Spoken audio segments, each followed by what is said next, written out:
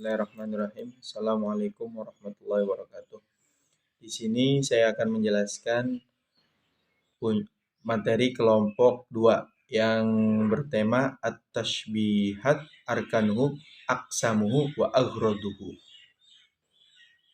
Di sini yaitu ada beberapa pengertian tasbih. Tasbih itu apa? Tasbih merupakan salah satu bidang kajian dalam ilmu bayan. Adapun tasbih menurut bahasa berasal dari kata tamsil yang berarti perumpamaan atau penyerupaan. Tasbih juga merupakan penjelasan bahwa suatu hal atau beberapa hal memiliki kesamaan sifat dengan hal lain. Adapun tasbih menurut ahli ilmu bayan adalah suatu istilah yang di dalamnya terdapat pengertian, penyerupaan, atau perserikatan antara dua perkara, musyabbah dan musyabbah bih. Perkataan tersebut terjadi pada suatu makna, wajhu syibah, dan dengan menggunakan sebuah alat adat tasbih. Tasbih secara bahasa artinya menyerupakan. Dalam istilah balaghah, tasbih adalah menyamakan satu hal dengan hal lain dengan menggunakan perangkat atau sasaran. Tasbih untuk mengumpulkan keduanya. Tasbih juga dapat diartikan menyerupakan dua perkara atau lebih yang memiliki kesamaan sifat karena ada tujuan yang dikehendaki oleh penutur. Sini ada rukun-rukun tasbih. Apa saja sih rukun-rukun tasbih? Yaitu untuk membuat uslub. Ini setidaknya kata yang diserupakan dan yang diserupai memiliki kesamaan sifat yang menonjol. Misalnya seorang pemberani diserupakan dengan singa, atau seorang yang tawadu dengan bulir-bulir padi dan sejenisnya. Contoh, Ahmadu kal asadi fis syaja'i. Ahmad bagaikan singa dalam keberanian. Rukun tasbih yaitu ada 4. Apa saja sih? Yang pertama yaitu musyabbah. Yang kedua musyabbah bih.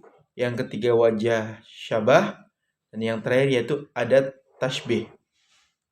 Yang pertama yaitu musyabbah bih, lafadz yang diserupakan dengan perkara lain. Musyabbah adalah isim yang diserupai dalam contoh di atas, termasuk musyabbah adalah Ahmad. Kata Ahmad inilah yang kemudian diserupakan dengan sesuatu. Kata Ahmad sendiri bisa diganti isim yang lain, misalnya isim domir dan sebagainya.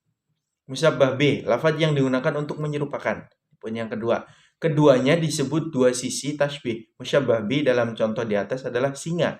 Singa apa? Singa dapat diserupakan dengan Ahmad karena memiliki kesamaan sifat yang menonjol.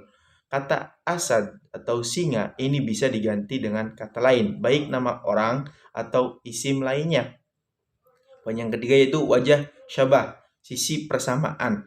Sisi persamaannya apa? Wajah syabah adalah sifat tertentu yang digunakan untuk menyamakan antara musyabbah dan musyabbah bih. Seperti hidayah, memberi petunjuk, merupakan sifat yang terdapat dalam ilmu dan cahaya. Adat tasbih adalah huruf penyerupaan dalam contoh di atas yang termasuk adatut tasbih adalah huruf kaf. Huruf kaf ini bisa diganti dengan yang lain asalkan memiliki makna yang penyerupaan seperti misal dan sejenisnya. Pembagian tasbih ditinjau dari tidak adanya adat tasbih dan ada dan tidaknya wajah syibih, maka tasbih terbagi menjadi 5 macam. Yang pertama yaitu tasbih mursal, yaitu tasbih yang disebut adat tasbihnya atau yang rukun tasbihnya lengkap.